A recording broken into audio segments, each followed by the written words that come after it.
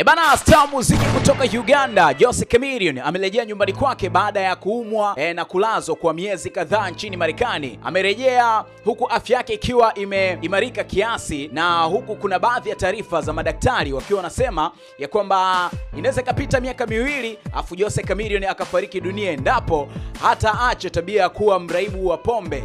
Yani akiendelea kunywa pombe mara kwa mara, basi afya yake inaweza ikawa dhaifu, ili hali baada ya miaka miwili akafariki dunia.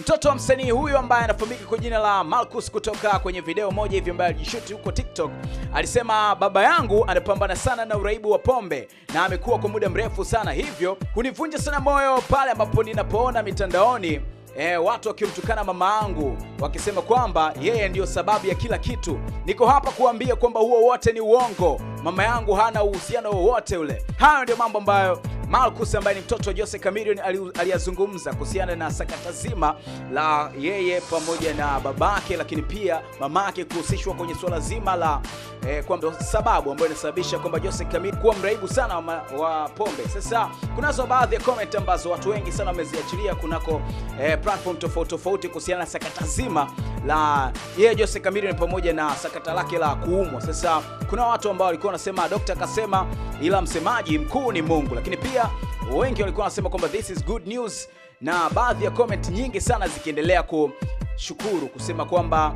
sasa hivi jamaa yuko safi kabisa. Bana, kwa kweli kama mdau wa burudani na mtazamo gani? By the name just call me ASKOFU Askofu on this one. Make sure to unaendelea kusubscribe kwenye Sawasawa Online Digital. Until next time, bye bye.